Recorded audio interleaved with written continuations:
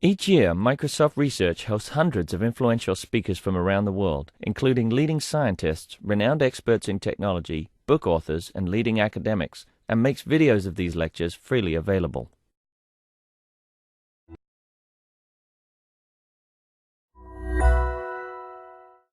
All right, so it's our pleasure to have Alp Kubchu speaking today.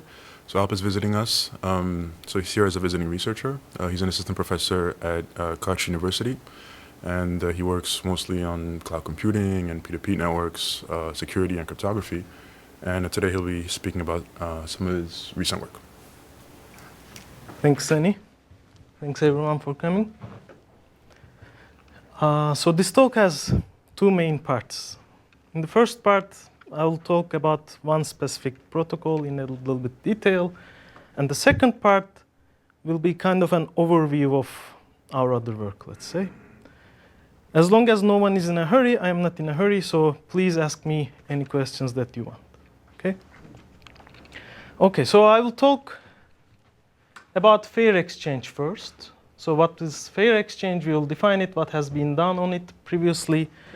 And then what did we do, which is this efficient and scalable barter protocol, and then our implementation results on it. Then we will apply this fair exchange to a case study in a peer-to-peer file sharing system. And then, as I said in the second part of my talk, I will talk about other case studies regarding cryptographic protocols for different, let's say, cloud systems. Okay, so let's start with fair exchange. What's fair exchange? In a fair exchange, we have Alice and Bob. They each have an item that they would like to exchange. So what does it mean that the exchange is fair? At the end of the exchange, either Alice gets Bob's item and Bob gets Alice's item, or none of them get anything. Okay? So that's fairness. Now, fairness is trivial if we have a trusted third party that we'll call the arbiter. Okay? Why? Because Alice and Bob just can send their files to the arbiter, and then the arbiter will send the items. If he receives both of them, he sends the items. Otherwise, he doesn't. Okay? So the interesting scenario here is what's called an optimistic fair exchange that was introduced by Ashokanshub and Whitener. Now, yes? In the financial industry, this arbiter is called an escrow agent. If you've ever done a mortgage, you True. We will be actually using escrows. Very good point. We will get to that point. So what's optimistic fair exchange? We have this arbiter, but it's contacted only if something goes wrong. Let's say Bob cheats. Only in that case, we will contact the arbiter. Okay? So we are optimistic in the sense that we first start by assuming everything will go okay. If everything goes okay, arbiter is not involved, the protocol is very efficient. If something goes wrong, arbiter will be involved. Okay. And what we want if something goes wrong is a guarantee that arbiter will resolve the issue in some finite amount of time. Okay? Timely resolution is necessary. Okay, so let's see what has been done on this and what we are doing. So optimistic fair exchange, as I said, was introduced by Ashokanshub and Widener, mainly as a contract signing protocol. So the items Alice and Bob were exchanging are signatures on some message, some contract. They also provided a file exchange mechanism. So Alice and Bob are exchanging files. This file exchange mechanism requires another third party that we'll call the tracker. Okay? This tracker provides hashes of the files so that we can verify the file we received is indeed the correct file. Okay? And unfortunately, in their case, the tracker must be involved in every exchange. This is one of the issues we'll solve. So indeed, as part of our group at Brown, including Melissa here, so as part of our previous work, we considered a buy protocol. What does it mean for a protocol to be a buy protocol? One of the parties' item is money. The other party's item is, let's say, some file. So I am buying a file by giving money. Okay? Of course, what does it mean? We also have a third party called the bank. The bank needs to handle monetary issues. And the next one, this one I'll be talking about in detail. This is what we achieve, bartering, which is much more efficient than the other ones. And here we will also use money, but only as a warranty. So in the worst case, our barter protocol turns into a buy protocol. Okay, so before we talk about buy or barter, let's talk about electronic cash, because we said we are using money here. So in this scenario, I'll talk a little specific to this endorsed eCash construction, but you can think of it as a general eCash scheme as well. So we have Alice, Bob, and the bank. So Alice can go to the bank, withdraw some, let's say, number of banknotes. And then what she does is the following. So she takes one of these banknotes. She rips a piece of this banknote. Okay. Now there's this ripped piece, and there's the remaining banknote. Think of this ripping process as unique. So only Alice has the matching ripped piece to combine it back to a full banknote. Okay? So what we will say is that this remaining banknote, we will call it the unendorsed coin. Okay? She sends this to Bob. And then the ripped piece, we will call the endorsement. Now, Alice will perform a fair exchange of the endorsement together with the Bob's file to buy it. Once Bob obtains both the unendorsed coin and the endorsement, he can combine them back, get a full banknote, and then go deposit it to the bank. Any questions here? Why do you need the first step? Why don't you do the fair exchange on the full banknote? Because this way it will be much more efficient. So just very simplistically, think this way, exchanging a much larger item versus exchanging a much smaller piece. But the file is going to be big. True, but I will get to that. I will also give efficiency numbers and so on. Okay, so now we are ready to see the buy protocol, the previous, let's say, existing work. So this is Alice, this is Bob, this is our arbiter as usual. The arbiter has an orange key. The color coding is important. So he has an orange key. What does it mean? The arbiter knows the orange secret key. Alice and Bob know the orange public key. Okay? So the protocol goes as follows. Bob picks a black key of his choice, encrypts his file, sends it to Alice. Then Alice, she wants to buy this file. She prepares this unendorsed coin and the endorsement, encrypts the endorsement using the arbiter's orange key, attaches a contract to this. The contract basically specifies that Alice is buying this file from Bob and giving him this coin.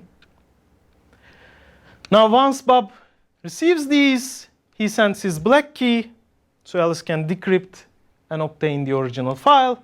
And Alice sends the endorsement so Bob can combine this with the unendorsed coin and obtain the coin.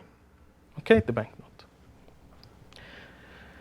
The problem in the scheme is that this step with the orange encryption is a very costly step. So if Alice and Bob would like to exchange, let's say would like to buy multiple files, for each file, they need to perform this costly step. So the problem here is, definitely there's a scalability and efficiency problem. Of course, it's also not good in terms of the bank, because we are always buying stuff. So all these will be deposited, there will be withdrawals and so on. So bank is a central entity. This is not good. The solution is bartering. So no money changes hands if everything goes well. So we will see how to do it fairly, efficiently, and scalably. This will save the bank from more work, and this will be actually much better when done over multiple files. So let's see our barter protocol. We again have Alice, Bob, and the arbiter. The arbiter, as before, has his orange key. Now he also has a blue key. Okay? There are two separate keys of the arbiter at this point. So Alice will again prepare this unendorsed coin and the endorsement and encrypt the endorsement with the arbiter's orange key as before. And she, let's say, attaches a signature to this encryption. And then Bob picks, and again, a black key of his choice, encrypts his file, sends it. Now this is a barter. Remember, two files are being exchanged. So Alice will also encrypt her file with her choice of green key. Then she will encrypt the green key with the arbiter's blue key. Not orange, blue this time. Okay. She attaches the contract specifying these files are being exchanged and the matching signature to make sure this endorsement, the encrypted endorsement, can be linked to this exchange. By the way, whenever I say signature, that's not really true. I will show the underlying system, but for now, we can think of it as the only purpose being able to match this message with this message. Okay, that's the purpose it serves. Any expectations of how the protocol will proceed? Any guesses?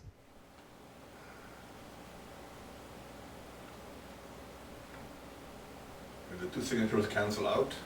Forget about the signatures. Remember, our goal is to exchange two files. So what should we do to exchange two files? What does Alice need to obtain Bob's file? The black key. The black key, thank you. So Bob sends the black key. Now the response of Alice, Green key. green key. That's the whole protocol. Okay. If something goes wrong, for example, Alice chooses not to send her green key. She has already obtained the black key, so Bob's file, she already has it.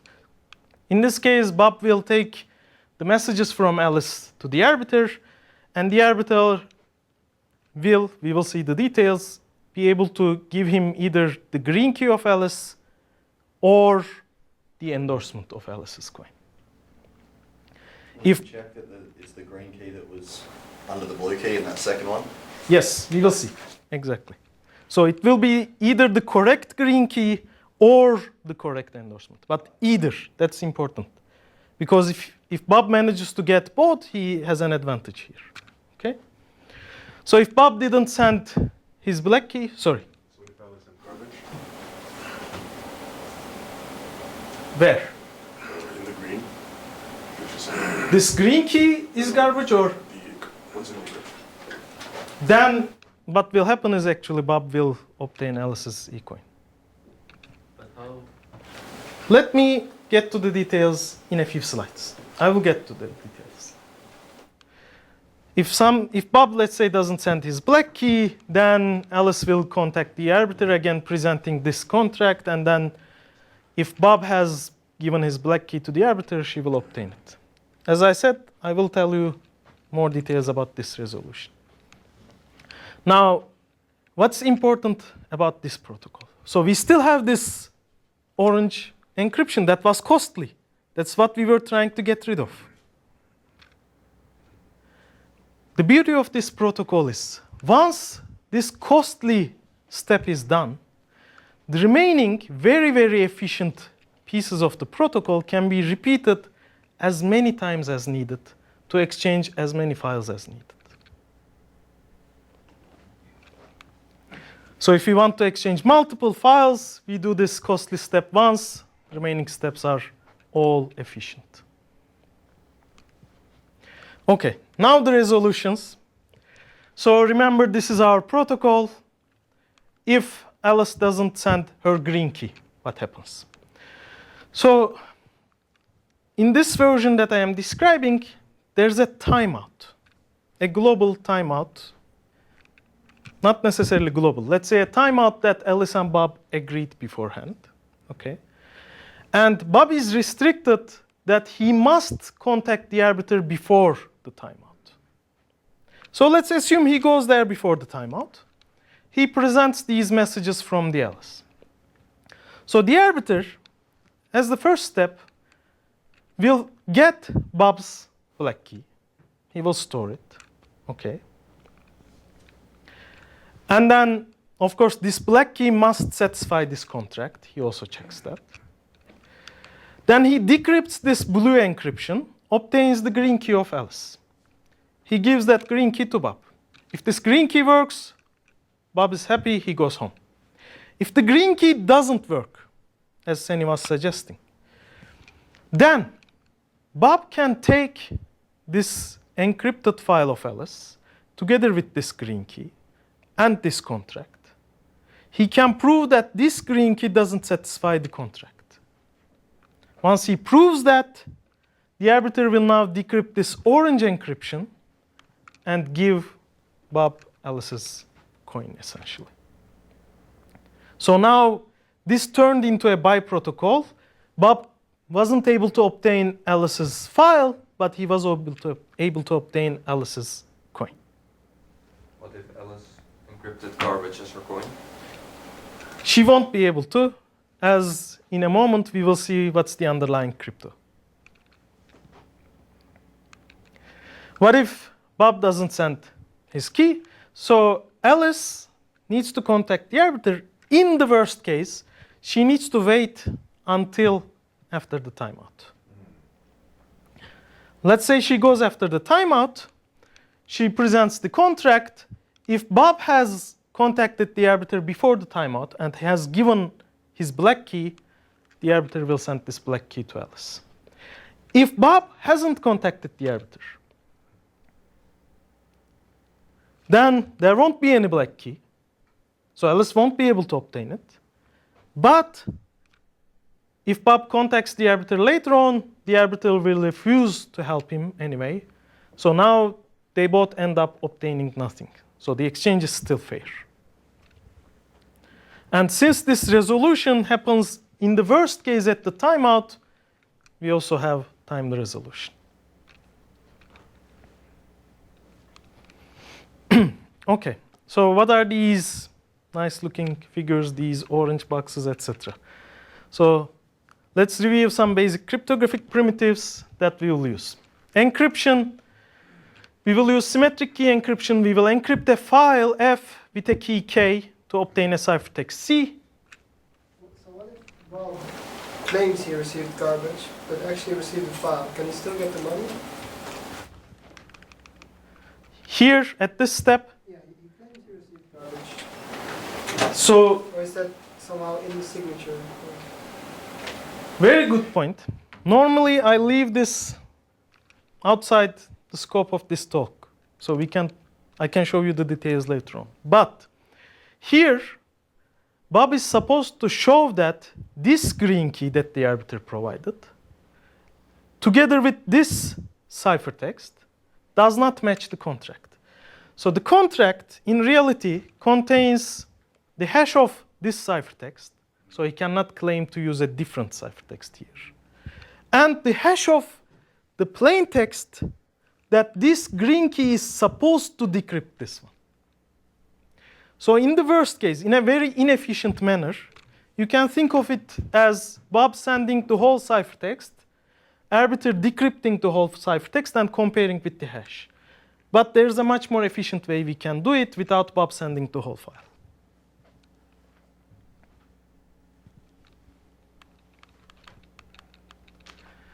Okay, so back to encryption. We can encrypt a file with a key, get a ciphertext, decrypt it back with the same key to get the same file. Signatures, we can sign a message with a secret signing key, obtain a signature. We can verify a signature on a message with a public verification key. Escrow, so what's an escrow? Escrow is, simply put, an encryption under the arbiter's public key, together with some public label. So we encrypt some value under the arbiter's public key, and attach a public label to this, such that essentially decryption is not possible without the correct label. Okay? The label is public, but you cannot modify the label. What's a verifiable escrow? It is an escrow. Okay, so it's an encryption of some value under the arbiter's public key together with a label. But it's verifiable in the sense that we can verify the contents of the escrow without decrypting, with only knowing the public key of the arbiter, the label, and the relation we want to verify. So without decrypting, we can verify that the value here satisfies some relation. For example, what relation? We can use this endorsed eCash. So remember, endorsed eCash has an unendorsed coin. Let's denote it with coin prime. And the endorsement. Let's denote it with AND. So we can verify if the endorsement matches the unendorsed coin without decrypting. That's the key. So this was our protocol. Let's replace each one of these with real cryptographic primitives. So what's this?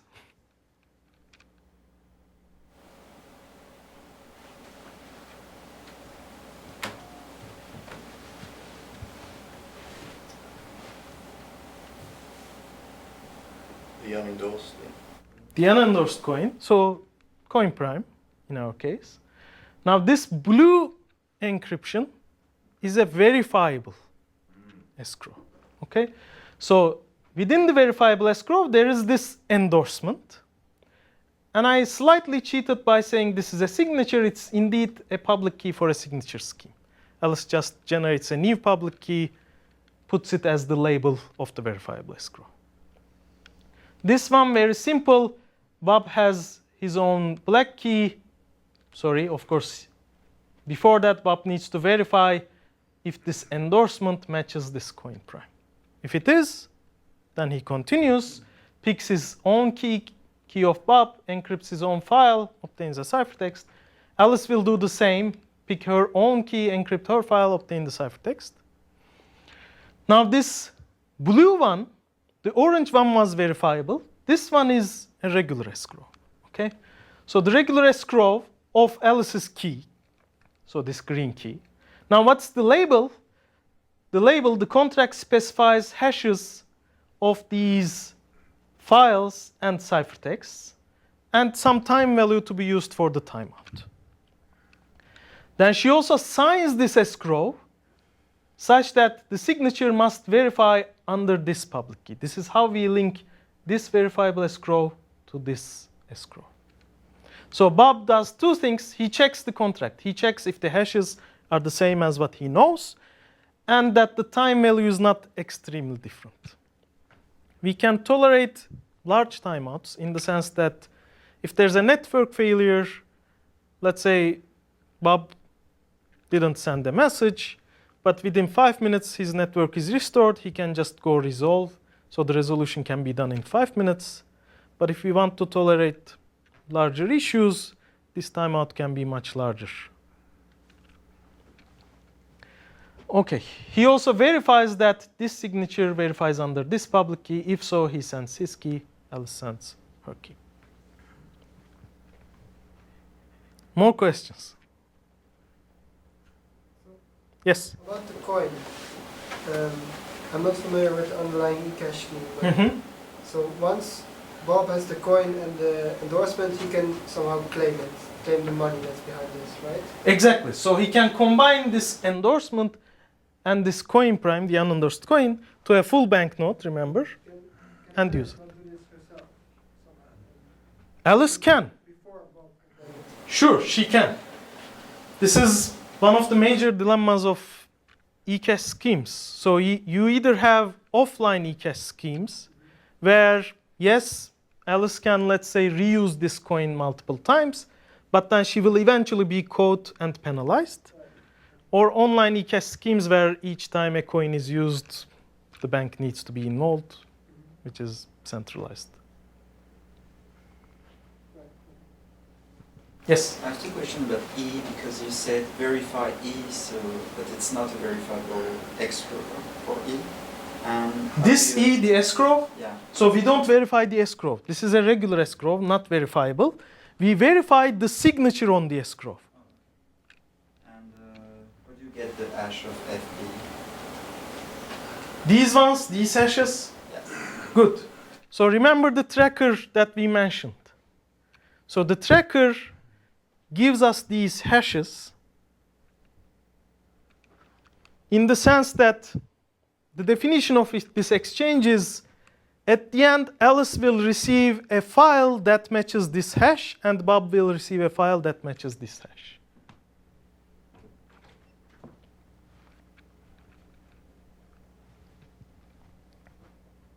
When we use it in peer-to-peer file sharing, it will be even more clear. Okay, what about privacy? I will quickly skip. The signature keys, encryption keys are all random. We can generate it each time we want to use. We can generate a new one. If you are using eCash as the payment, eCash is anonymous. Resolutions are anonymous. The arbiter only needs to know if you are playing the role of Alice or the role of Bob, but doesn't need to know who is Alice, who is Bob. We can even further apply anonymous communication techniques to enhance, let's say, privacy if you want. We also have a generalized version. We can use any form of electronic payments. This should say form. That can be efficiently verifiably escrowed. So that's the whole purpose of using endorsed eCash. It provides anonymity and efficient way of verifiable escrows. But if we don't care about anonymity, we can just use electronic checks, verifiably escrow them, done. We can use any verification mechanism. We are using hashes to verify that the files we exchange are the correct ones. If we want to exchange signatures, then we can use, let's say, a public key infrastructure. So the contract needs to contain the public keys. Okay? If you don't like timeouts, I told you that I claimed that the timeouts are not a big problem, but if you really don't like them, we have a version without timeouts. The only difference is instead of this single costly setup step, we have 2 setup messages. So it's twice costly setup, but the rest is almost as efficient. We have implemented all these. I will quickly go over, but all these buy and barter protocols, verifiable encryption, endorsed eCash, etc., using C++. We have done some improvements over existing protocols, such as multiple coin denominations. That's useful if you want to exchange multiple files at once. So we just, in some sense, concatenate them, exchange them as a single file. But now, if it turns out to be a buy version, if I am sending you 5 files, the coin should be worth, in some sense, $5, let's say. Okay, 5 units. We have other improvements over even the old buy protocol and so on. This one's EKPDL. I believe Sarah has given a talk here before.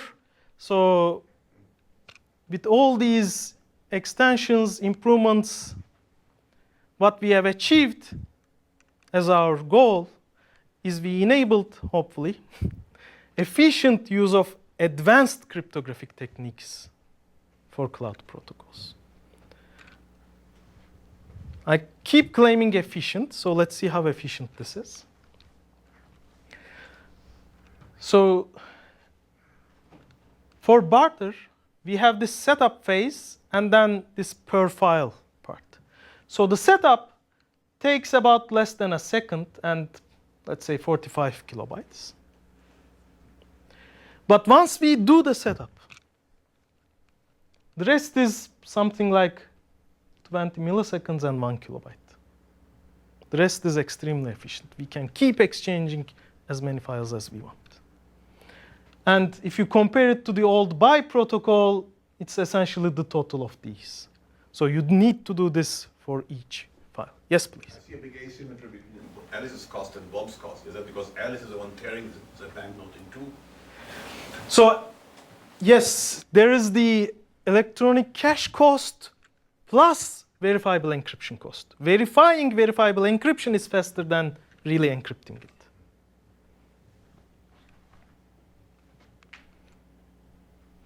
Okay, we have this efficient and scalable barter protocol.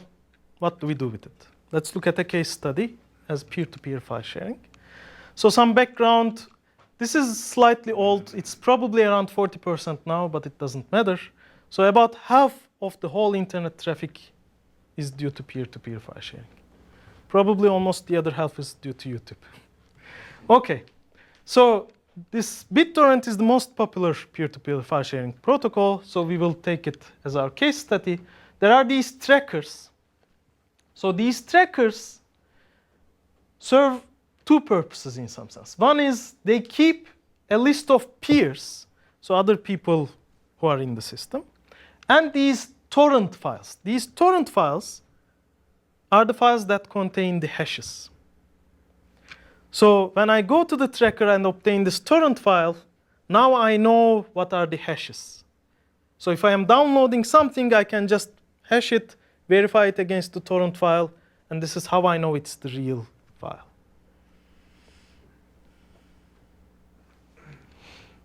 By the way, this Pirate Bay tracker, BitTorrent has many, many trackers. This one largest tracker, only that one has about 40 million active users. Active meaning uploading or downloading at any given time. So right now, there are 40 million people using Pirate Bay. Of course, the way we will use it is fully legal. For example, some Canadian public TV channel broadcasts are aired. Some Norwegian filmmakers use it to distribute their films. So it's a content distribution system. Linux distributions are using BitTorrent. So how BitTorrent works is we have Alice. This is our tracker. Alice goes, talks to the tracker. The tracker gives her this torrent file and a list of peers. Some of these peers will be seeders, though they have the whole file. Some of these will be leechers. They have parts of the file. Now, files are exchanged at a block-by-block basis, not the whole file. So Alice starts exchanging blocks. The moment she has some blocks, she can start also giving some of those to other leechers. Currently, BitTorrent uses an unfair exchange system. So if, let's say, Bob wants to cheat, he can get Alice's file without giving away his file. We can use the buy protocol to achieve fairness in BitTorrent, but this will be costly. Or we can use this barter protocol to achieve fairness, where eCash is only used, remember, as a warranty system, only if things go bad. And if we, yes? So if you use eCash, so we have a bank, right? Yes. So how does that fit into the P2P model? So bank, there are multiple issues here, you are right. First of all, we can easily think about the bank being there even without P2P, so because we are using eCash. Or the alternative is you can just say, I don't want any cash value. This is a bank only for peer-to-peer exchanges. It doesn't have any monetary value. It's some kind of a credit. Both of them are possible. But what I mean is, so in a P2P setting, you want everything to be decentralized, right? Or as much as possible. So but if you use eCash, you need the central, some central kind of... Yes, good. It's electronic. So remember, we have the tracker as a centralized entity. But why do we still consider this peer-to-peer? Because the tracker is contacted only once in a while, right? When I am joining the system, I get a list of peers. So the bank, I can withdraw multiple banknotes at once. So I need to contact the bank only once in a while. And remember, if we keep bartering, no money changes hands. There are no deposits, nothing. So still, I don't need to contact the bank much.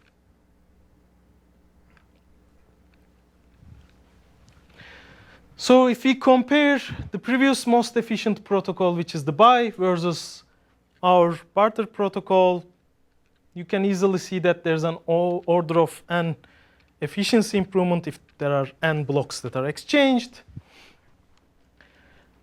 The nice thing about our protocol is when we are doing this setup, we don't need to know how many blocks we will end up exchanging. We don't need to even know which block we want to exchange next. We do this setup and then we can exchange whatever we want. So if we look at this BitTorrent case study, there's an average file size of about 2.8 gigabytes, containing roughly 2,500 blocks, downloaded from, let's say, about 40 peers. If Alice and Bob buy every block from each other, for a 2.8 gigabyte file, they need to spend extra 225 megabytes just for the crypto, and 42 minutes just for the crypto. So if we use some standard download times, this corresponds to roughly half of the time for just downloading the regular file. So 2.8 gigabyte file I would download in about 1.5 hours. But just to do this fair buy protocol, I need to spend another 42 minutes. If Alice and Bob barter every block, the total overhead for a 2.8 gigabyte file is only 1.8 megabytes. And only 40 seconds extra on top of the 1.5 hours you need to download the file. So I claim that for the first time now, we can really use a fair protocol in a high-churn system such as BitTorrent. Because we managed to obtain these 2 orders of magnitude gains, essentially.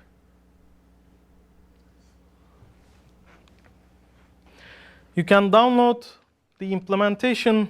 The Cashlib is already online. We are adding more stuff to Cashlib currently, not related to this, but hopefully we will release them on our group's website. So any questions about this first part before I switch to the others? Well, did you really integrate your code and plugged it into BitTorrent, or it's just like simulation results? Some colleagues of us were indeed using our code in libtorrent library, but unfortunately, these are not their results. These are our, it's not even simulation, it's just measuring the crypto part.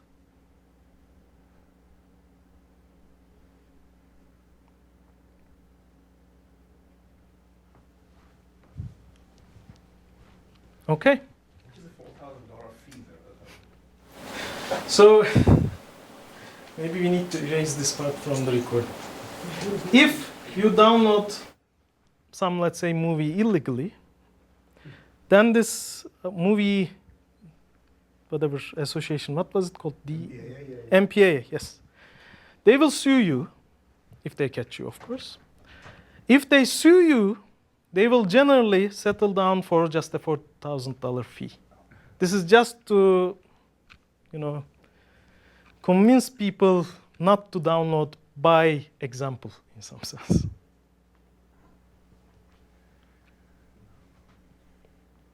If you use fair exchange protocol in this P2P exchange Yes.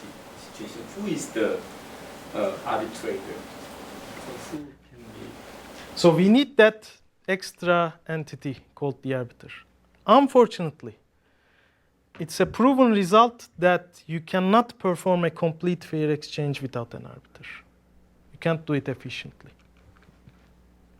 Well, sometimes we use very strong TTP, trust the third party. So arbiter is a TTP. In practice, practice we usually trust some very large company who organize all of this. So this can be very efficient, much more efficient than this kind of protocols. So if we trust them, yes. So if we use this protocol, we have to have some advantage or some in practice, theoretically it's much better, but in practice, many people prefer this easier one.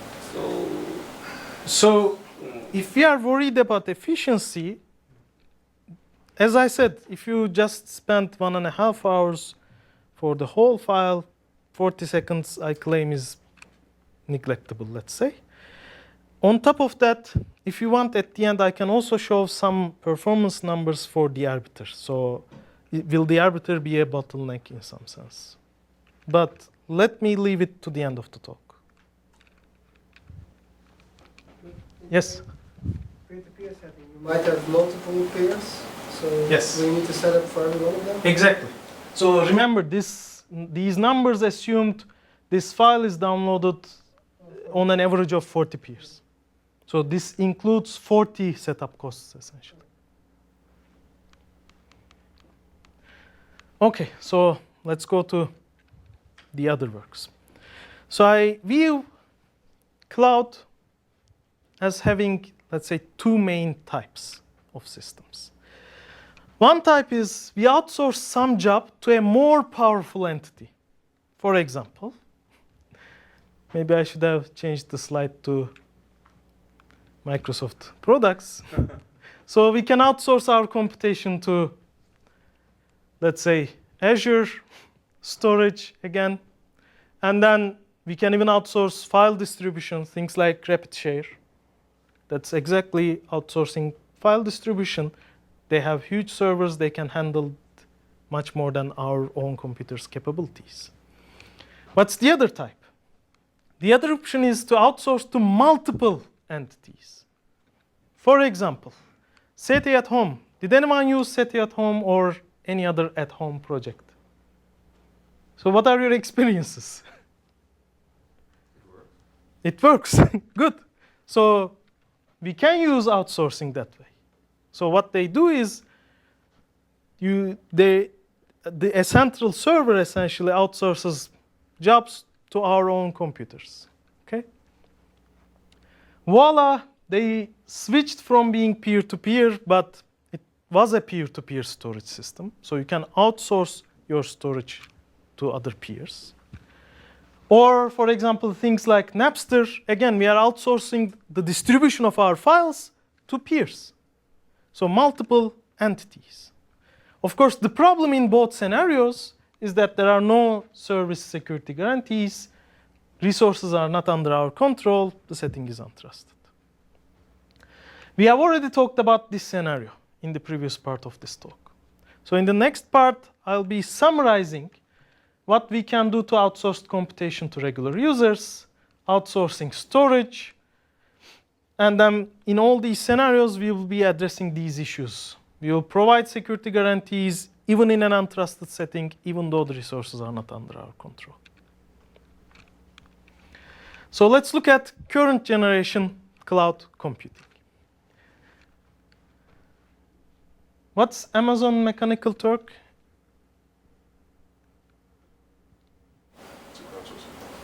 It's a crowdsourcing platform. So we are actually employing human contractors. They are untrusted, of course. The interesting thing there is the employer must be satisfied before paying the money. But what's the job? What's the meaning of satisfaction? These are not well defined. Another option, SETI at home. In SETI at home, you earn these credits for reputation, let's say. They have no monetary value. The idea is that they outsource the same job to two contractors, and they need to return the same result for the result to be accepted. Now, is this secure enough is a different issue, but this is a well-defined job. Okay? Unfortunately, you can't take back credits, and there are no guarantees on the correctness of the results. What we can do for the next generation. This is slightly old work, although we are working on an improved version currently.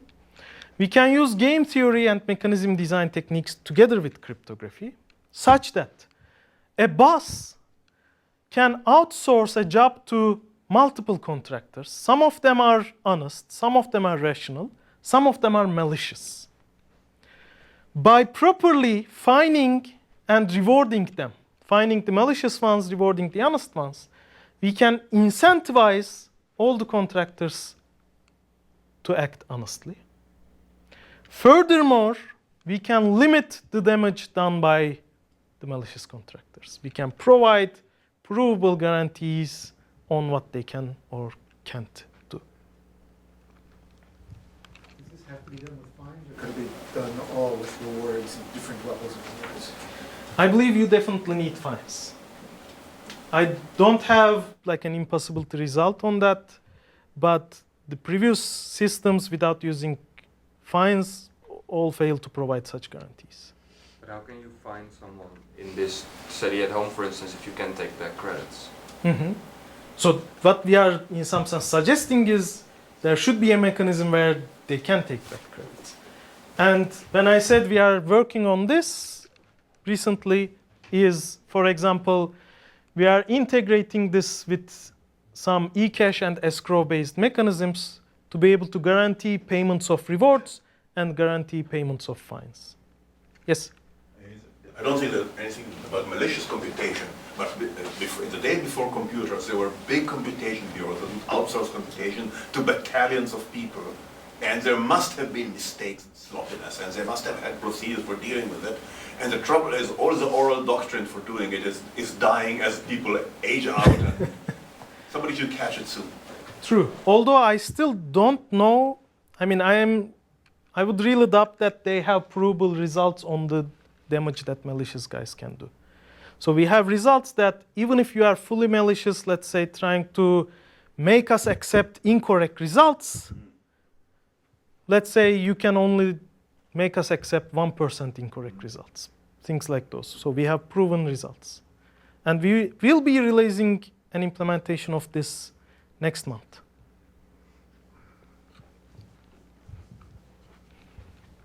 Okay, so this is computation. Let's switch to storage. Let's look at the current generation cloud storage.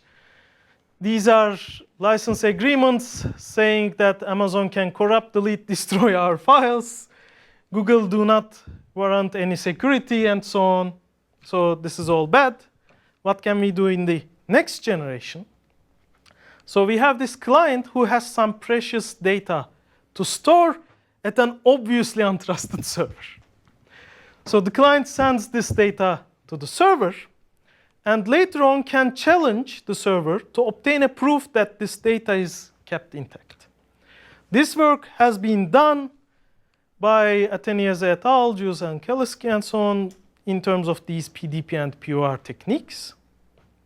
What we did as part of actually my lunch talk was to make these dynamic, where the client can keep updating her data, get proofs of updates, can later challenge it, get a proof, and so on. And again, I will claim efficiency here. Remember, this talk is efficient cryptography for the next generation secure cloud. So each time the client wants to, let's say, commit an update. So these are real numbers from real CVS repositories. There will be an overhead of about 10 kilobytes and 1 millisecond.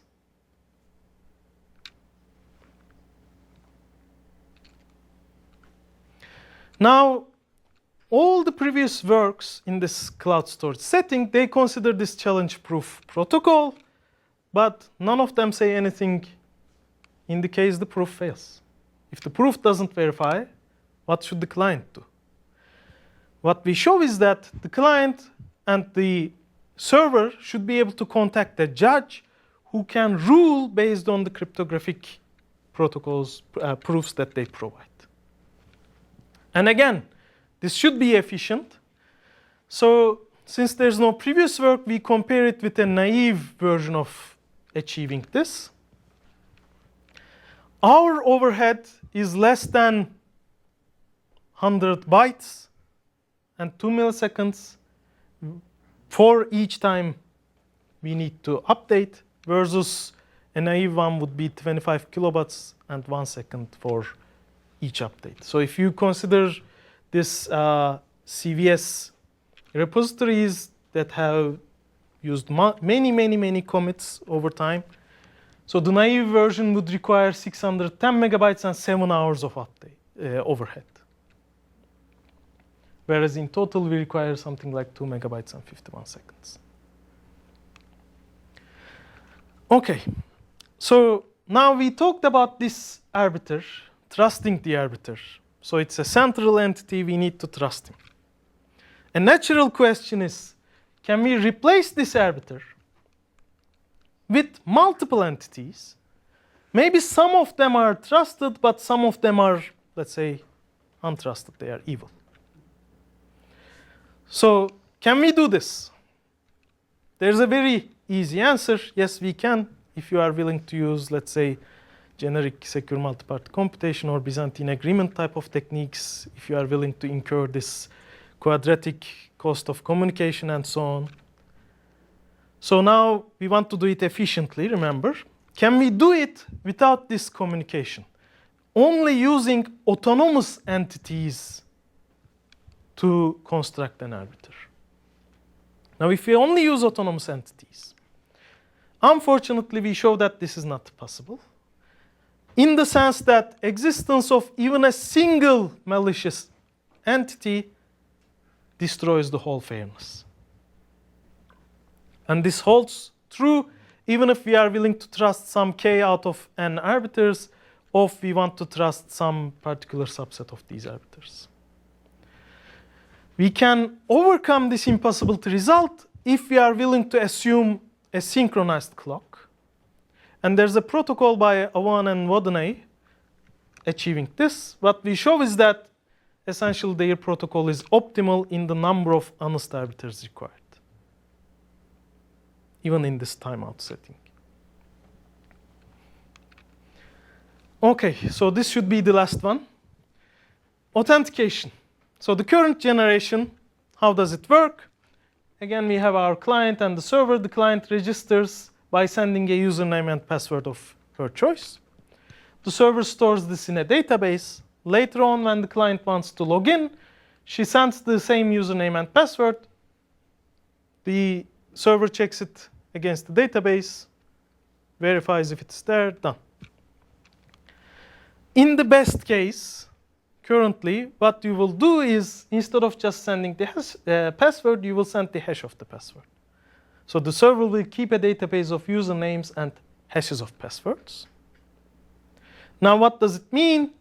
It means a dictionary attack can recover the password.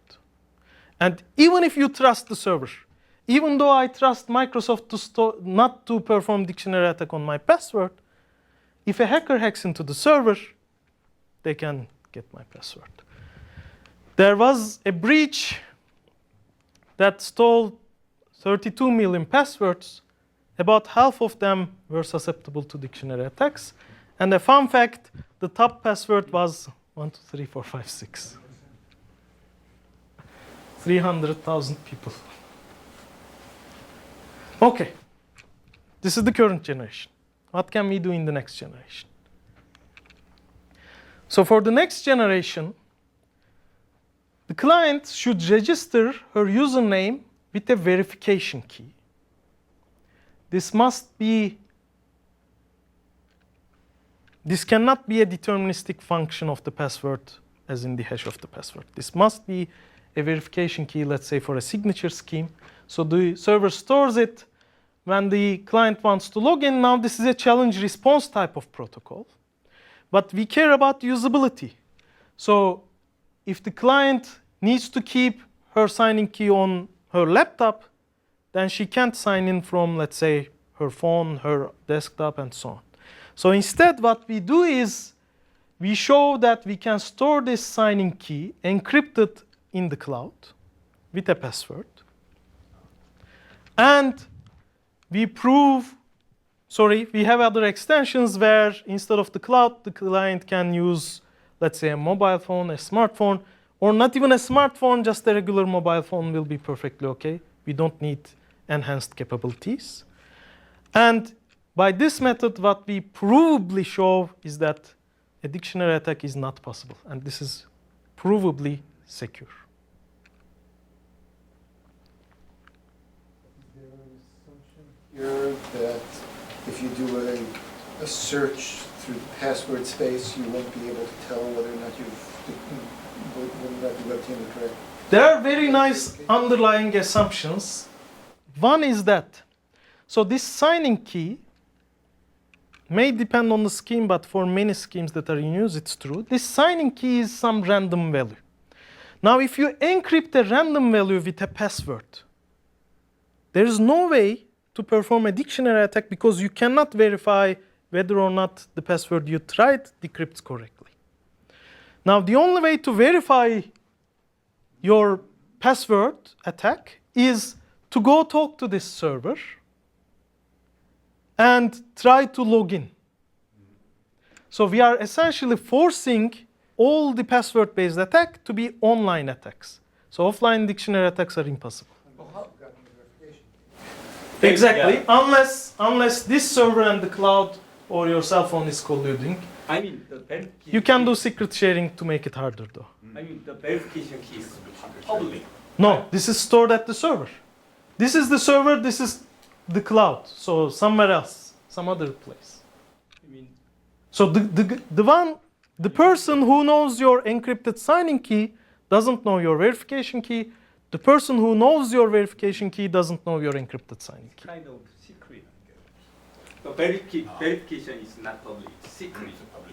Secret verification key. In the sense that only this server knows it. Actually, multiple servers can know it, but so is this just yes. an identification protocol, and then so you just do an identification protocol to log in, and then this is like very simple. You sign the challenge, return the signature. Right. And so then. So as long as this server and this cloud doesn't join together against you, there's no problem. If you are worried that they will join together, even though let's say this is Microsoft, this is Google, what you can do is split this signing key into multiple shares, store one share in Google, one share in Amazon, one in Facebook, etc. So you just need an encryption scheme and then an identification protocol, for like a Sigma protocol or something, and that's it. That's not even a Sigma protocol, simple signature. Of course, you can get a signature from Sigma, but like... Yeah, so you just need a way of identifying. You just need something that's basically zero knowledge so that the server can't go and impersonate you later, and then you encrypt the... You don't need full zero knowledge. I mean, in the sense that if I give you my verification key, you have some knowledge about my signing key. That's not full zero knowledge. But you still can't sign on my behalf, right? You just need identification, which exactly. is weaker than zero knowledge. Exactly. But that's basically what you need.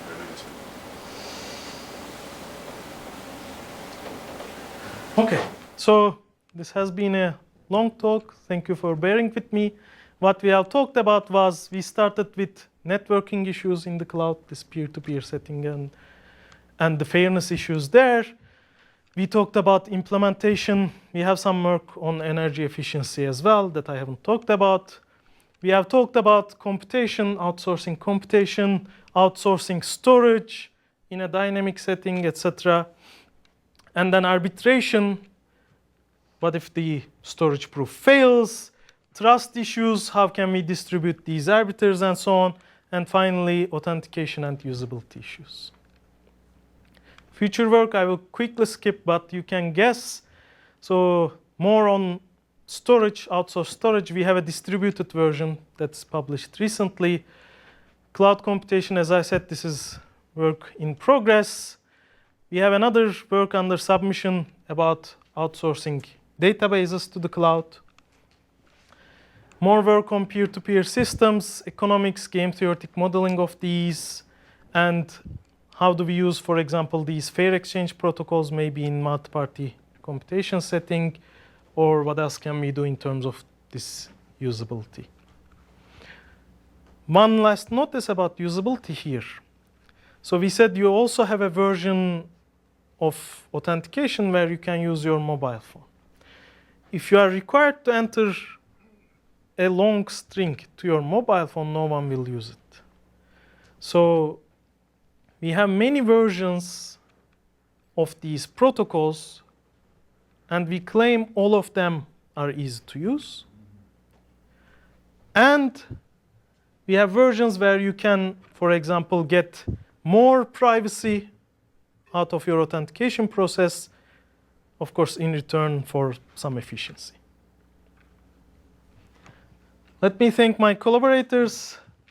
So some of these guys you know. Okay, Anna you know, Tolga, Sarah, Babis you know, Roberto you probably, Mira you know, Melissa. And these are my collaborators from Koç University. I want to thank them all. And of course, I want to thank you.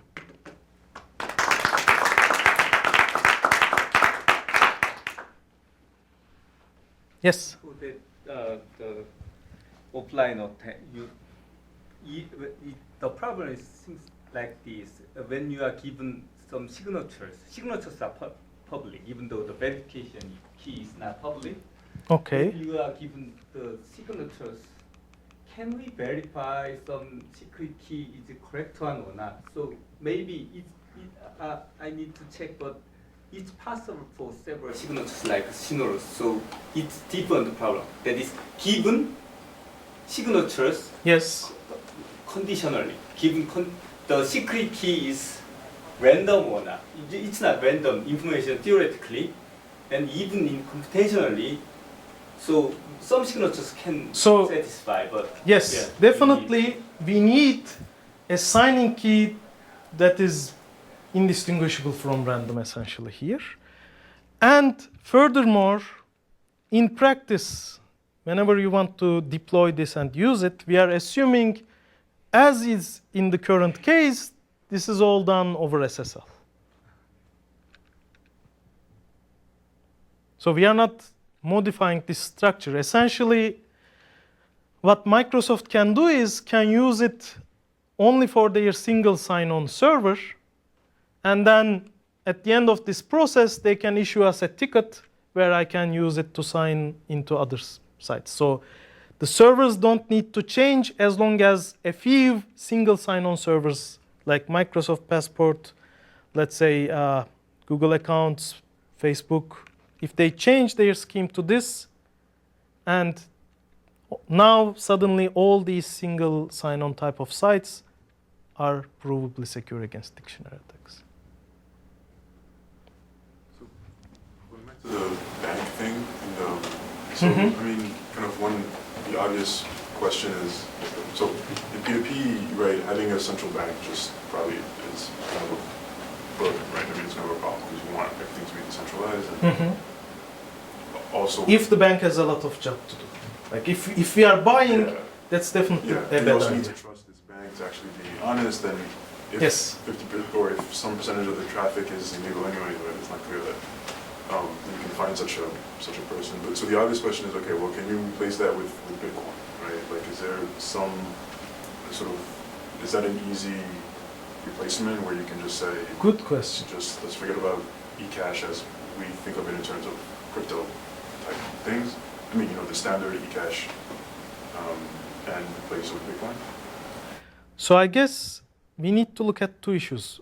One, as far as I know, Bitcoin doesn't have a security proof. So, I mean, we may lose our provable security here, but you may say, okay, I want to trade off it for efficiency.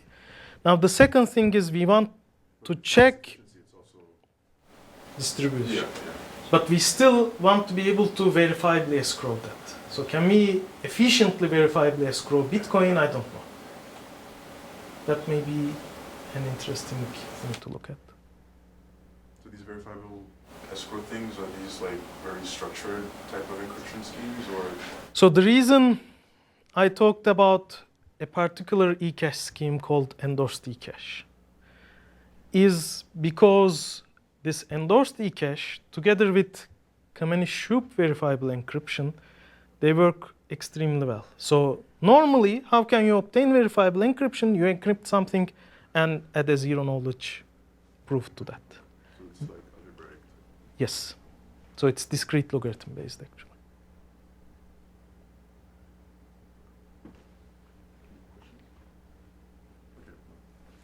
Thank you.